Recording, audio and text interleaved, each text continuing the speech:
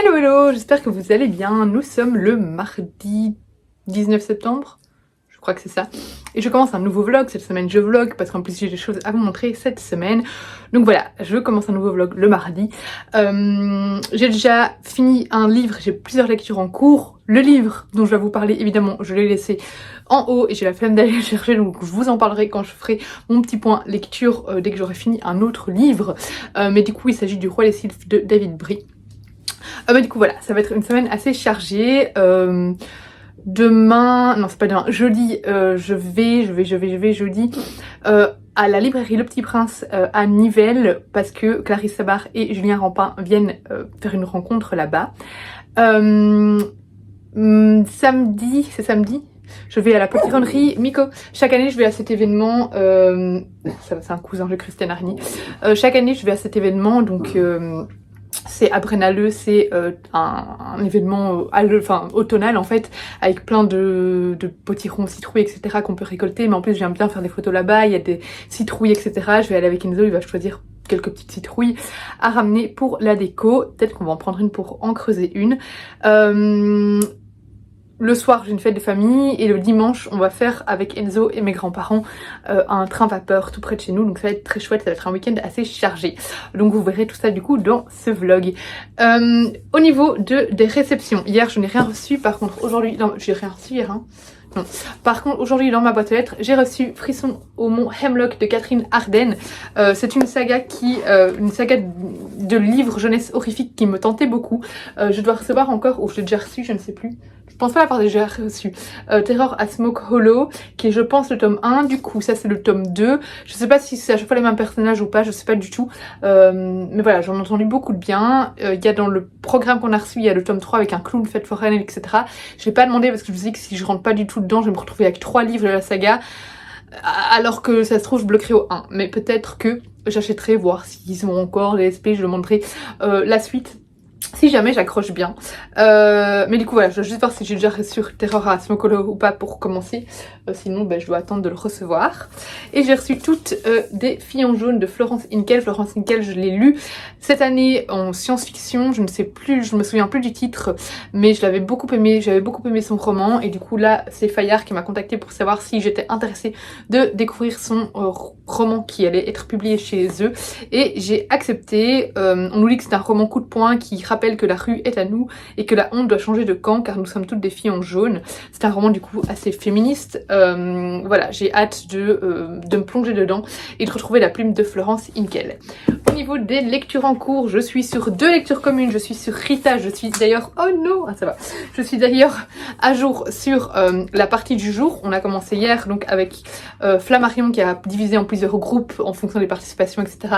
Mais du coup j'anime un groupe de lecture commune avec Marilyn de Summaries Books. Donc j'ai commencé Rita de Marie Pavlenko, j'aime beaucoup pour le moment. En fait ici on est sur un roman à plusieurs voix, un roman choral. En fait, on nous raconte, on a un peu lancé dans le roman sans trop savoir ce qui s'est passé. On a des témoignages en fait de plusieurs élèves, de plusieurs personnes autour de la fameuse Rita. On sait qu'ils sont interrogés, ils racontent un petit peu, pour le moment ils partent un peu pas mal d'ailleurs en digression, parce qu'ils parlent un peu de leur rencontre avec Rita, mais du coup ils parlent de leur vie, ils vont un peu dans tous les sens. Et on sait pas encore ce qui est arrivé à la fameuse Rita, mais j'aime déjà beaucoup, j'aime beaucoup cette couverture, j'aime beaucoup la plume de Marie Pavlenko et je trouve que c'est très fluide et très intriguant surtout. Donc j'ai hâte de découvrir, d'en savoir plus en fait sur le roman et sur ce qui est arrivé. Je suis en plein La vie en chantier de Pete Fromm que je lis du coup dès que j'ai fini, dès que je suis à jour dans mes lectures communes, je prends celui-là. Un livre que j'ai enfin sorti de ma palle perso du coup, pas de ma palle SP, que j'ai acheté il y a, je crois que c'était l'année passée, au Belgstagram. Voilà, je l'ai acheté à la bouquinerie des mots bleus et du coup ça fait depuis ce moment-là que il est dans ma pile à lire et que j'ai envie de le lire. C'est Steph qui m'avait donné envie de l'acheter. Steph, je te donne le crédit. Et c'est Alex Bouquin Prada qui m'a vraiment donné envie maintenant de le sortir parce que ça fait plusieurs vidéos qu'elle en parle et qu'elle dit qu'elle a été bouleversée. Et ça fait aussi un bon moment que j'ai des livres de Pete Fromm dans ma palle. Ça c'est pas le premier car j'ai dans ma palle, et que j'ai envie de découvrir cet auteur, et je crois que j'en ai 2 ou 3 dans ma palle au total, celui-ci compris, et que je le fais pas, je lis pas parce que j'ai ma pile de SP à lire, et du coup voilà, là j'ai décidé qu'il est temps que je découvre cet auteur, et je vais commencer avec La vie en chantier. Et j'en ai un autre avec, vous savez, 2 personnes dans un kayak qui s'apprêtent à tomber d'une cascade. Mais le lac, non c'est pas le lac mais d'une part, je sais plus le titre, mais bon voilà, celui-là est dans ma palle aussi. Donc voilà, je suis contente d'enfin découvrir cet auteur parce que pour l'instant j'aime beaucoup la plume. Je suis pas encore à la page 100, hein, donc voilà, mais ici on va suivre en fait ici un père de famille qui va se retrouver à devoir élever sa fille toute seule, son bébé tout seul parce que la maman est morte en accouchant. Et donc là j'en suis encore au tout début, on a eu d'abord les premiers chapitres qui tissent leur relation, où la maman est enceinte, où on les voit entre eux préparer la maison, etc. Et puis bah voilà, maintenant on a eu le fameux accouchement. Et c'est pas un spoil, ça se passe dès le début, hein, et donc voilà, on a ce père qui se retrouve tout d'un coup seul à devoir gérer cet enfant et son deuil en même temps. Et je suis en plein la lecture commune organisée par Steph de Piketty de The Pumpkin Spice Café de Laurie Gilmore. Ça c'est un livre en VO, j'adore la couverture, par contre la qualité est merdique. Je trouve qu'une fois qu'on a ouvert le livre, cette page de couverture, ça ne va plus du tout quoi. Mais bref, ça reste un très bel objet livre. Je suis pas allée tout loin du coup parce que c'était, voilà, hier fallait lire 29 pages, je n'ai pas encore lu la partie du jour, donc voilà, je suis à la page 29. Pour ce soir, je devrais être à la page 64. J'aime bien pour le moment, mais franchement, c'est pas en lisant 30 pages que je vais pouvoir vous en dire grand chose. Jusqu'ici, on suit une jeune femme qui a l'air assez excentrique, assez active, assez énergique, on va dire. Ça part un petit peu dans tous ses sens, elle est un peu extrême dans ses sentiments. Elle a hérité d'un café de sa tante ou sa grande tante, je ne sais plus, et du coup voilà, elle se retrouve tout d'un coup, elle va s'occuper de ce café, et là on est encore au tout début, elle apprend à le gérer, etc. Mais ça m'a l'air assez sympa. Ça fait un peu Gilmore Girls quand même, au niveau de l'ambiance, etc. La plume VO se lit très facilement. Je pense que c'est vraiment très accessible, c'est de l'anglais assez facile. Voilà, je pense que franchement, si vous êtes déjà à un bon niveau d'anglais, voilà, ça demande pas un anglais parfait pour comprendre. C'est pas un vocabulaire trop exigeant. Donc, je pense que c'est assez accessible. Mais en tout cas, il est parfait pour l'automne. Pour le moment, j'aime bien. Et du coup, ben voilà, je vais faire mon sport. Là, ben j'attends que mon compagnon rentre du boulot parce qu'il m'a pris mon ordinateur. Une fois que j'aurai récupéré mon ordinateur, je vais lancer le programme de Sissy Train Sweat Eat. Regardez, je mets enfin mes t-shirts Otono. Au cas où c'est des t-shirts Muse, hein, je vous en ai déjà parlé plusieurs fois, je pense que vous connaissez. Mais donc il y a toujours le code promo Laura's Readings 15 avec le lien qui est en barre d'infos si jamais ça vous intéresse. Hello, nous sommes à présent mercredi. Je vous reprends pour faire un petit unboxing. J'ai avancé dans mes lectures. J'ai toujours pas descendu le livre dont je vais vous parler, Le Roi des Sylphes, donc je le ferai encore à un autre moment. J'ai oublié de vous dire également que j'avais bien entamé, presque fini aussi, le tome 4, voire c'est un tome compagnon, pas vraiment un tome 4, de la saga... j'ai oublié le nom maintenant. Avec les frères Hawthorne. Inheritance Games, voilà. Du coup, je suis bien dedans là aussi. Je l'ai presque fini, donc je vous ferai le point lecture en même temps que Le Roi des Sylphes. Mais là, je viens pour faire un petit unboxing. D'abord parce que j'ai reçu mon trop beau mug de Caro from Woodland. Je l'aime trop. On en a commandé, j'ai commandé 4 mugs. En fait, les 4 ne sont pas pour moi. C'est un pour ma soeur, un pour un pour moi et un pour une amie et un pour Céline. Voilà. Donc Lucie et Céline, vos mugs sont à la maison, mais je vous ai déjà prévenu. Mais du coup voilà, j'ai reçu les mugs. Au moins en commandant ensemble, on épargne les frais de port qui sont assez élevés pour vers la Belgique, donc c'est clairement plus intéressant. Et puis on pollue moins aussi. Et donc dedans, il y avait aussi juste la petite carte de remerciement, un petit sachet de thé et un petit autocollant. Mais j'ai reçu d'autres colis également, dont un colis que j'attendais avec impatience de Hachette Heroes. Je vais commencer par Calman Levy, je pense que ce sont des BD vu le format. Yes, il s'agit donc de la BD La vie secrète des écrivains de Guillaume Musso et Miles, j'imagine que c'est le dessinateur. J'avais lu ce roman, je l'avais reçu hier dans une belle box envoyée par les éditions Livres de Poche, il me semble. J'avais beaucoup aimé, du coup, voilà, j'étais contente de voir que ça allait être adapté en BD et j'ai hâte de découvrir l'adaptation BD c'est une bonne grosse BD. Hein, je sais pas combien de pages elle fait, mais clairement on n'est pas sur le petit format. On est sur 180 pages, donc voilà, une bonne grosse BD. Ensuite, alors donc ça c'est le colis Hachette Heroes. Je vais d'abord ouvrir l'autre, des éditions Dupuis. C'est du coup une BD également. Hop là. Ah, le Roi Louve, le tome 3. J'avais pas trop accroché au tome 2, donc j'espère que le 3 va remonter un petit peu le niveau. Mais voilà, c'est une saga que j'avais beaucoup aimé le tome 1. Voilà, le tome 2 m'avait pas trop plu, mais j'ai déjà demandé le tome 3 au moment de lire le tome 2. On va voir, j'espère que je continuerai à accrocher, sinon surprise, on verra. Et le colis Hachette Heroes autour de leur nouveau du coup hardback qui sort dans les romans Disney, parce que c'est Hachette Heroes Disney hein, que j'ai en partenariat, mais c'est autour de Pinocchio. Alors on a d'abord un poster qui est la couverture du hardback, trop beau. Donc c'est, je vous montrerai quand j'aurai le livre. On a le petit mot comme d'habitude qui présente la box. Donc voilà, l'édition collector de Quand brille la bonne étoile, le Twisted Tale dans l'univers de Pinocchio, les goodies issus de la campagne de précommande et un agenda à colorier art thérapie pour 2023-2024. Trop chouette. Donc l'agenda, en fait l'agenda, je l'avais déjà reçu. Ils l'ont déjà... Ah non, ok. L'agenda que j'avais reçu, c'était peut-être pas pour 2023-2024, c'était peut-être pour 2022-2023, je sais pas. Parce qu'ils ont déjà envoyé un agenda art thérapie. Et c'était la même couverture, du coup je sais pas trop. Je sais pas trop si j'ai déjà reçu ou pas, si c'est pour 2023-2024. Aucune idée, je ne sais pas. Faudra que je vérifie. On a du coup le marque-page, qui est trop beau. Et on a le livre, qui est juste magnifique. Regardez-moi ce geste-page, comme il est trop beau. Trop beau. Et à l'intérieur, c'est comme ceci. Voilà pour ce colis. Mais du coup, voilà pour l'unboxing. En fait, j'ai rien d'autre à vous montrer, mais c'est déjà pas mal.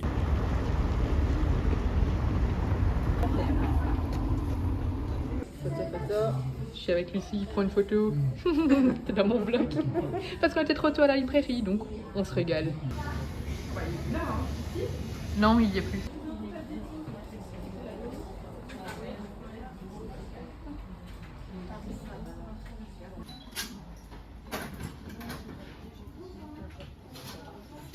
Voilà, un petit peu de tout pour me forger une expérience. Vous avez eu un AVC. Tout à fait. Et là, vous êtes dit... Bon, au lieu d'ouvrir une librairie, je vais écrire un livre. Voilà. Et donc, votre premier roman, Les Lettres de Rose, a fait un carton directement. Avec mon premier roman. Et grâce à ces gens-là que je connaissais pas, en fait, c'est ça qui est fou. Les réseaux sociaux, c'est pas que du mauvais. Je suis là pour en témoigner. Et ouais, j'ai pu sortir mon premier roman et continuer. Et le premier, il est sorti en auto-édition? Oui, je l'ai sorti. Il est resté en auto-édition, je crois, une quinzaine de jours, un mois. Et en fait, plusieurs éditeurs sont venus me voir. Et du coup, j'ai eu la chance de les rencontrer et de choisir, en toute connaissance de cause, avec grand bonheur, d'aller chez Charleston. Honneur aux dames, non? Honneur aux dames? Oui. Voilà. Alors, il y a certaines questions. Il y a certaines questions. Donc, c'est une question pour vous. Mais c'est peut-être une question sur Julien. Donc ça dépend. Il y a des questions sur l'autre ou... Qu'auriez-vous envie de nous dire sur Julien pour nous donner l'envie de lire ses livres? Alors, Par Julien... contre, on ne fait pas pleurer, tu vois. Julien, sous ses airs de petit rigolo là, qui amuse la galerie, c'est quelqu'un de très sensible. Et en fait, on le ressent tout simplement dans ses romans. Il y a beaucoup de tendresse, beaucoup de sensibilité. Il y a des personnages qui sont vrais. En fait, moi, je trouve que tes romans sont comme toi, authentiques. Si vous étiez une saison, laquelle seriez-vous et pourquoi? Alors déjà, j'ai un problème dans la vie, j'ai beaucoup de mal à choisir, donc là on est bien parti. Et donc moi je serais forcément l'été. Parce que moi je viens du sud, je viens du soleil. Ouais, moi je suis bien l'été. L'hiver, j'ai tendance à être triste, vraiment. Pouvez-vous nous donner un ou plusieurs indices sur vos parutions futures? Alors. Heureusement que c'est pas tombé sur moi. Elle aurait de mal parce que alors moi j'ai commencé, mais comme je disais tout à l'heure, j'ai besoin de temps parce que moi j'écris vraiment sur la vie de tous les jours et des choses qui m'arrivent. Il faut qu'il m'arrive des choses pour écrire, sinon j'ai l'impression que ça va pas. Je cherche vraiment une vérité de sensation quand j'écris. Et du coup, je peux pas dire grand chose, si ce n'est que ça va être un roman dans le milieu des libraires de la lecture en général. Ouais. Je commence à peine ma journée, déjà deuxième café. J'ai déjà passé une matinée où j'ai dû retourner à la maison en arrivant à l'école d'Enzo, en me rendant compte que j'avais oublié son cartable. Mais bref, je vous raconte toute la soirée de hier tout à l'heure et les livres. J'ai fini plusieurs livres. Voilà, je vous lis ça tout à l'heure. Là, vous avez d'abord une super vue sur mon café. Hello, je vous retrouve, on est donc vendredi après-midi. Je viens vous parler juste un petit peu de la soirée d'hier et vous montrer ce que j'ai reçu dans ma boîte aux lettres aujourd'hui. Je vous ferai un point lecture, je sais j'arrête pas de le dire, mais je le ferai dans le prochain rush parce que... Enfin, le prochain rush, voilà, je ferai le point lecture après, peut-être ce soir ou demain matin, tout simplement parce que j'ai pas le temps et je veux bien prendre le temps de parler des livres. Je dois donc vous parler de La vie en chantier de Pete Fromm, de Inheritance Games, le tome 4 de Jennifer Lynn Barnes et du Roi des Sylphes de David Brie. Et je vous parlerai un petit peu de mes lectures en cours également. J'en ai trois, toujours 3. Mais voilà, ça je vous ferai dans demain probablement. Là je vais juste donc vous parler de la soirée d'hier. Donc hier c'était la rencontre, une rencontre organisée par la librairie Le Petit Prince à Nivelles avec Julien Rampin et Clarisse Sabar. Il y a plein de rencontres prévues en novembre, c'est trop chouette. C'est vraiment une chouette librairie qui organise pas mal de rencontres, dédicaces. Comme d'habitude c'était un trop chouette moment. Clarisse Sabar et Julien Rampin sont juste hilarants. Donc voilà, on s'est bien amusé. C'est à chaque fois une petite rencontre interview et puis suivi d'une séance dédicace. J'ai trouvé un roman de Clarisse Sabar qui n'était pas dédicacé, donc j'ai pris celui-là. Julien Rampin, j'ai tous mes romans dédicacés de lui, du coup j'ai pris mon petit carnet comme j'avais pris la Garden Party Charleston en juin. Par contre j'ai acheté des livres du coup, j'ai acheté des livres. Je me suis limitée vraiment au côté graphique parce que j'ai tellement de livres dans ma palle. Mais là pour le moment il y a plein de livres qui me font envie, c'est ça le pire. Mais on est fin du mois donc le budget est un petit peu plus serré. C'est pour ça que j'ai juste pris des graphiques. Et puis aussi pour calmer un petit peu ma palle. Mais du coup j'ai pris Spy Family le tome 3 parce que le 2 nous laisse en plein suspense et clairement j'ai pas envie d'attendre. Et j'ai pris le tome 4 des carnets de l'apothicaire. Ce sont vraiment les deux sagas manga que je suis le plus assidûment pour le moment. Et alors pour Enzo j'ai pris un album. J'ai pris Renard, Glooby et Grizzly de Thibaut Prugne. Ce sont des albums qui me font envie depuis un petit temps. Ils ont l'air vraiment très chouettes, donc voilà, je me suis dit que Enzo ça lui ferait plaisir. Du coup ça c'est les livres que je dois ranger parce qu'ils sont dédicacés. Et ensuite du coup dans ma boîte aux lettres, qu'est-ce que j'avais aujourd'hui? J'ai reçu de chez c'est Dargo, je crois que c'est de chez Dargo mais c'est pas écrit en fait, mais il me semble que le colis venait de chez Dargo. Mais franchement c'est pas écrit, c'est trop bizarre. Donc c'est de Matin Quel journal, et c'est Mythes et Meufs, le tome 2 de Blanche Sabat. C'est un tome 2 mais je pense qu'on peut à chaque fois les lire séparément parce que c'est vraiment ici c'est on se concentre en fait sur toutes des héroïnes de fiction et voilà on les met en avant, il y a un petit côté féministe, donc voilà, vu que c'est à chaque fois des personnages différents, c'est très indépendant, il me semble, du tome 1. Ensuite, j'ai reçu un trop chouette colis que j'ai déjà ouvert pour faire un réel Instagram de Fic Club. Donc, c'est de HarperCollins qui m'a envoyé un colis autour des romans étrangers. Donc là, c'est le petit feuillet avec les futures sorties. Et donc là, j'ai foncé quand j'ai vu les titres. Alors, principalement parce qu'il y avait Anne Jacobs qui a écrit La Villa aux Étoffes. Voilà, donc forcément, j'ai dit oui. Dedans, on avait 2 marque-pages. Donc voilà, c'est les 2 marque-pages des livres qu'il y a dedans. Un thé. Ça, je commence à en avoir beaucoup. Ça fait le 2e cette semaine que je reçois d'ailleurs, parce que j'ai reçu, vous l'avez pas vu parce que ça va dans un vlog à part, mais j'ai reçu aussi ça des éditions Hurlevent. Donc Anne Jacobs, Café Engel, une nouvelle ère. Et alors je sais pas du tout où est-ce que ça va nous emmener, mais on est de nouveau dans un roman historique. Ici, on est en 1945. Et donc voilà, Anne Jacobs, Bill Loves It Tough. Ma belle-mère va me le voler très rapidement. Et j'ai reçu de Asha Lemi, Ton de nuances de pluie. Ça a l'air juste génial et j'adore la couverture. Voilà pour le petit colis du coup, enfin petit colis bien gâté hein, de HarperCollins. Ensuite, de chez l'école des loisirs, j'ai reçu un puzzle, c'est Enzo qui va être ravi. C'est Mini Squelette et l'arbre des saisons. 4 puzzles évolutifs de 24 à 64 pièces. Et j'ai reçu 2 albums qui sont juste magnifiques. Adieu Carrousel de Lorelai Carroll et illustration de Jérémy Payer.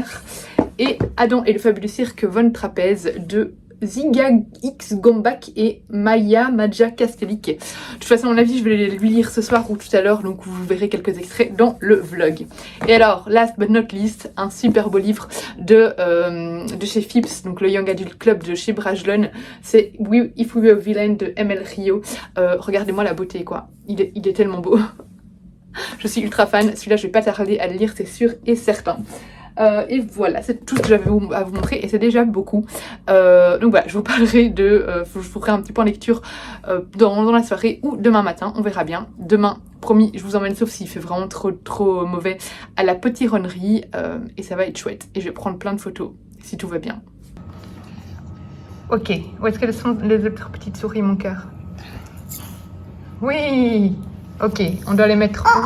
Il y a une souris, j'ai trouvé. T'as trouvé encore d'autres souris? Oui. Oh, bravo! J'ai trouvé un et 2. Ah oui, regarde, il faut mettre. L'autre aussi, j'ai trouvé. Ah oui, et elle va de quel côté? Oui. Non. Très bien, vas-y. Oui, plus qu'une pièce à mettre.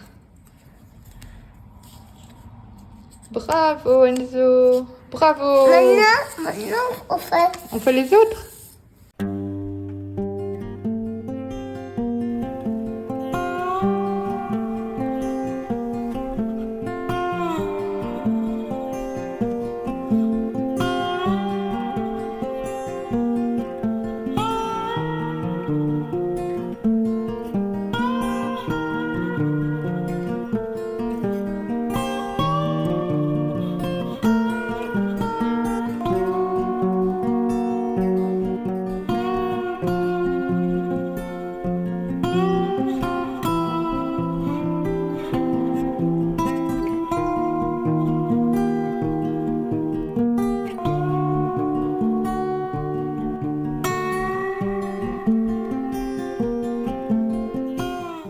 Je suis rentrée à la potironnerie, je vous montrerai ce que j'ai acheté, mais là maintenant on devait démarrer pour aller déposer Enzo, enfin pour aller au cours de sport d'Enzo. Il est trop triste en plus, la voiture ne démarre plus, vive les Peugeot.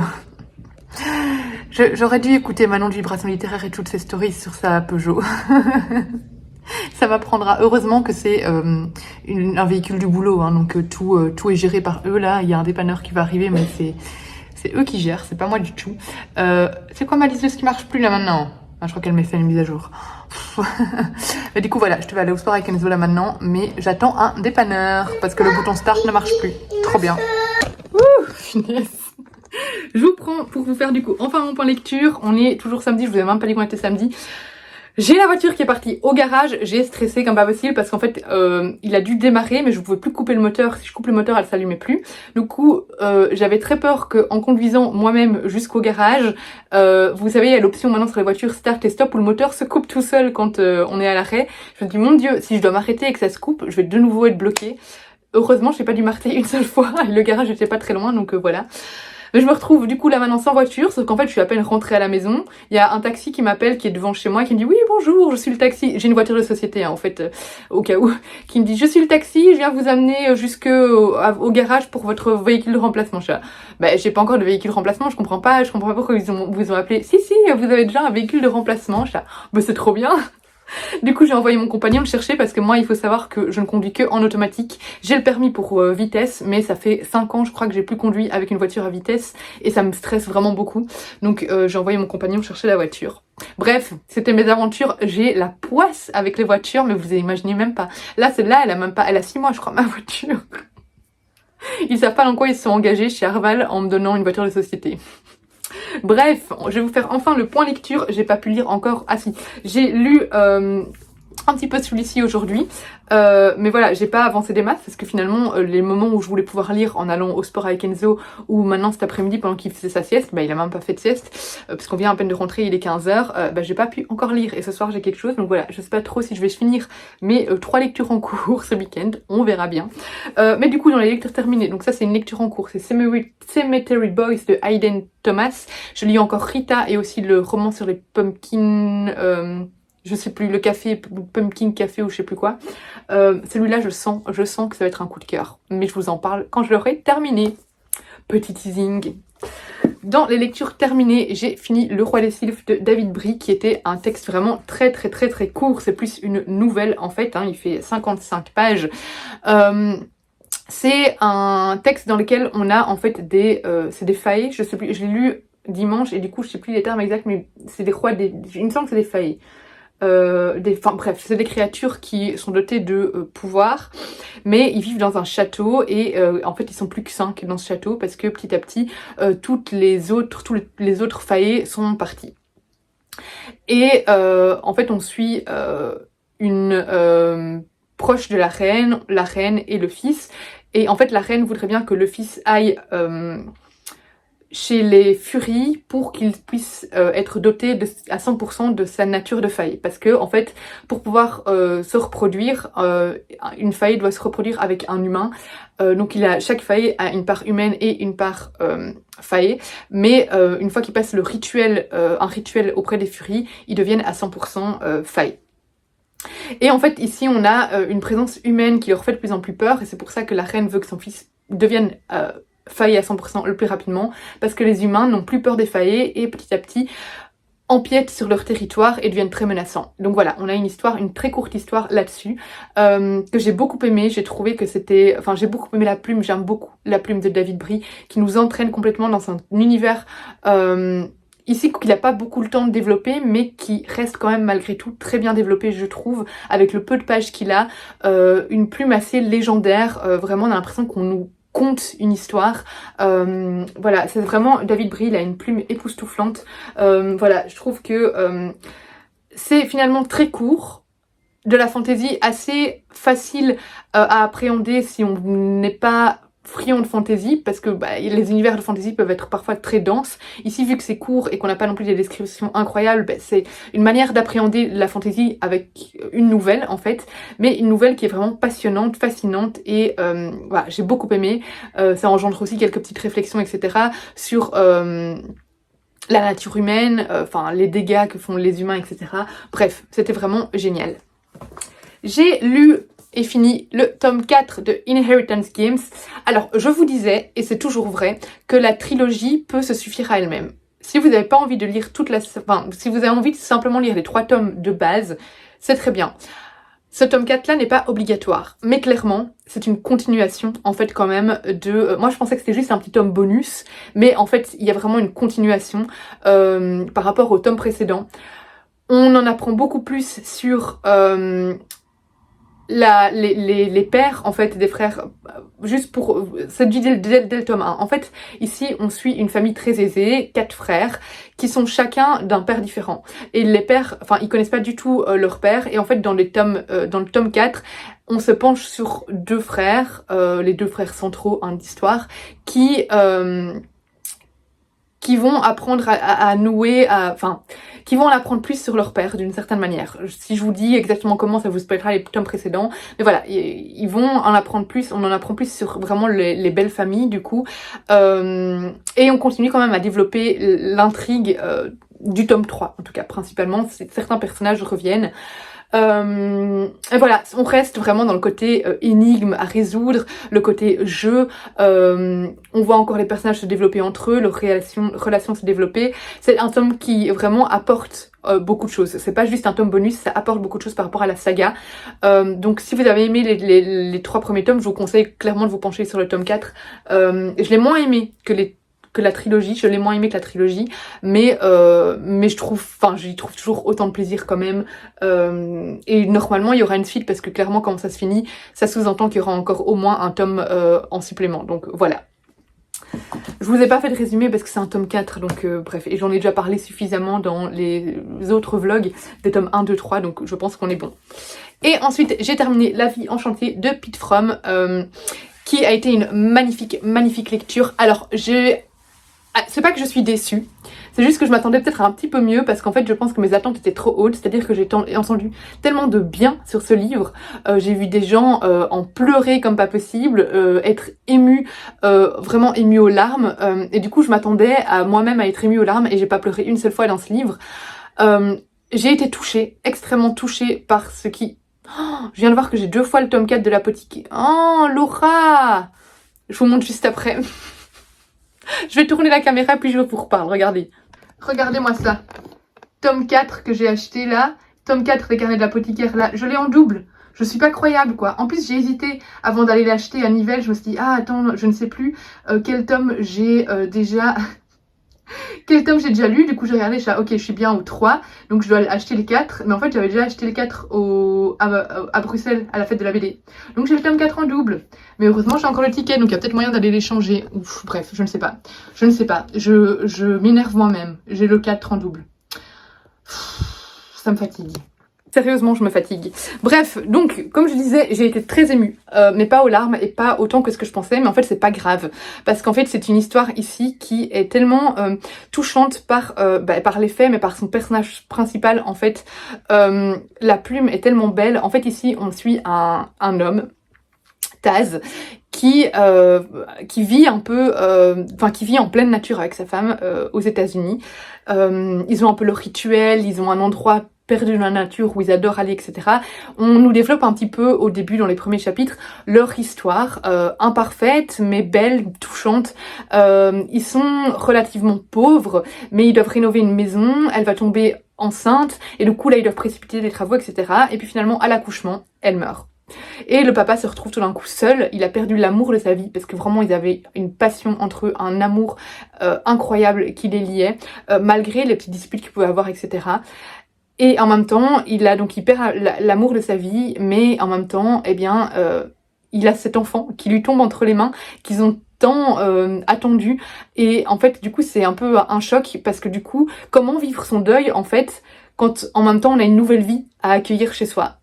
Et je trouve que c'est tellement bien représenté que la plume est tellement belle, elle est immersive, c'est très brut, en fait, comme texte.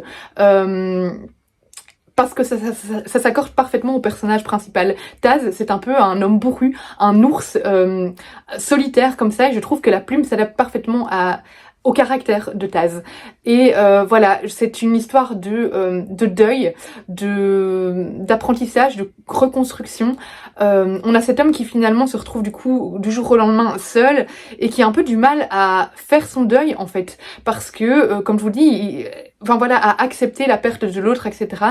Et parce que c'est difficile en fait, déjà en temps normal c'est difficile de faire son deuil et d'accepter que l'autre est parti, mais en plus on a un bébé qui, lui il se retrouve avec un bébé dont il doit s'occuper, seul du jour au lendemain, et du coup il est un peu dans le déni, il passe par plusieurs phases, et c'est tellement une histoire humaine, touchante, qui vous bouleverse en fait, que vous... Même si vous pleurez pas comme moi, vous ne pouvez pas demeurer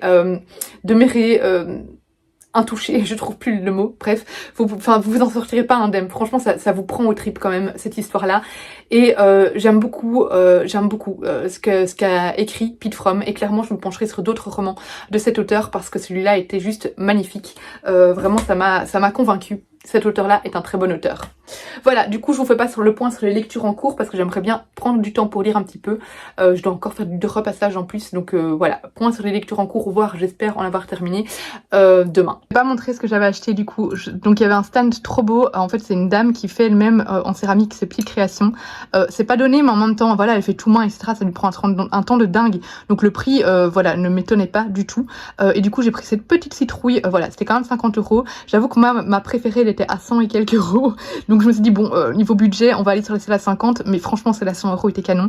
Mais du coup celle-là elle s'appelle Jack et ça fait vraiment très Jack d'ailleurs, Jack de Tim Burton. Je suis trop fan et maintenant j'espère ne pas la casser puisque je vais la déposer précieusement parce qu'aujourd'hui j'ai pas trop de bol, donc voilà, redéposer ici. Mais elle est trop belle, je vous mettrai si j'y pense le nom de sa boutique en barre d'infos.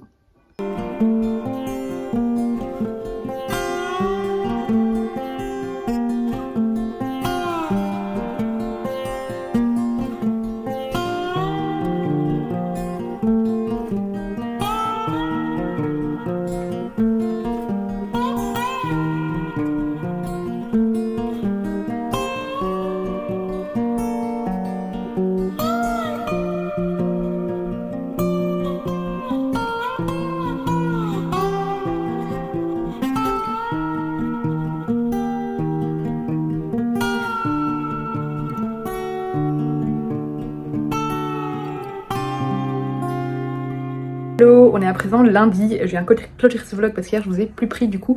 Hier donc je pense que je vous ai pas pris du tout à part les petits inserts que j'aurais mis, les petites vidéos sur la journée autour du train. Donc on a passé la journée du dimanche avec mes grands-parents et Enzo et mon compagnon. On a fait le petit train, alors c'était pas vapeur, c'était diesel. On est aussi allé manger dans un restaurant qui était dans un ancien train. En fait, c'était vraiment très chouette. Mais du coup, j'ai eu une journée assez chargée. J'ai terminé du coup ce matin avant de bosser Rita. Je me suis dit que j'allais vous prendre et clôturer ce vlog, même si on est déjà lundi, sur mon avis sur Rita. Vous ne regretterez pas dans ce vlog-ci mon avis sur Cemetery Boys et sur Pumpkin Spice Café. Parce que je ne les finirai pas aujourd'hui, mais voilà, au moins vous aurez aussi mon avis sur Rita, que j'ai vraiment beaucoup aimé. C'est un roman qui vous prend aux tripes, qui vous bouleverse, qui vous révolte, qui vous dégoûte, qui vous plonge dans tout un tas de sentiments différents en même temps. On a cette jeune fille qui a vécu une descente en enfer et personne ne s'en est rendu compte.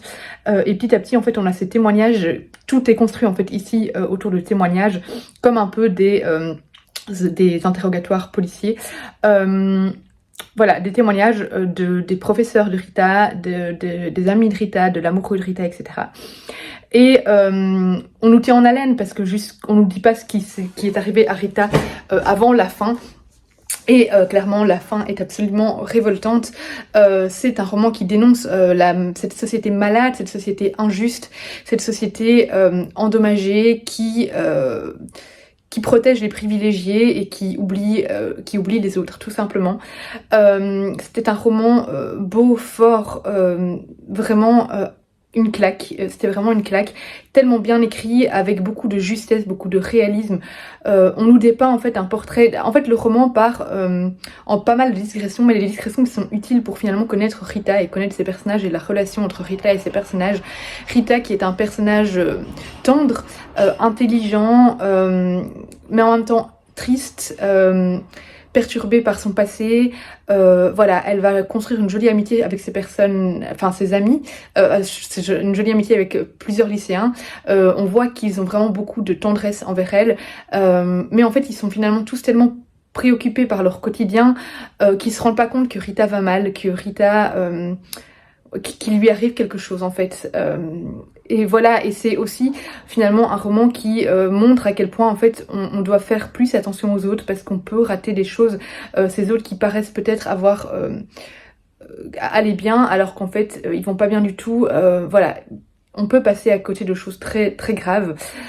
C'était un magnifique roman, voilà, tout simplement. Je vais pas vous m'épancher trop dessus pour pas vous dévoiler évidemment ce qui se passe, mais c'était magnifique. J'ai vraiment beaucoup aimé.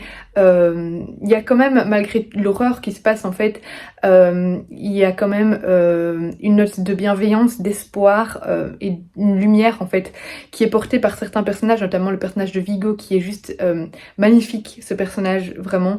Voilà, un roman que je vous conseille fortement avec des trigger warnings. Voilà, je vais pas trop vous dire les triggers, je sais pas s'ils sont liés au début, parce que je sais que les triggers, le problème c'est qu'ils spoilent en fait hein, le roman. Clairement, je crois pas qu'ils les ont mis au début, mais clairement les triggers spoilent le roman. Donc je sais pas si j'ai... Voilà, juste faites attention, il y a des trigger warnings avec quelques scènes un peu difficiles. Mais je vais pas trop m'épancher dessus. N'hésitez pas à me demander si vous voulez avant de vous lancer dans le roman. Je vous les donnerai avec plaisir, mais je les donnerai pas du coup en vidéo. Voilà, du coup j'ai clôturé ce vlog ici. J'espère qu'il vous aura plu. Comme d'habitude, n'hésitez pas à laisser un commentaire, un petit pouce vers le haut et à vous abonner si ce n'est pas encore le cas. Et moi je vous fais des gros bisous et je vous dis à bientôt pour une prochaine vidéo.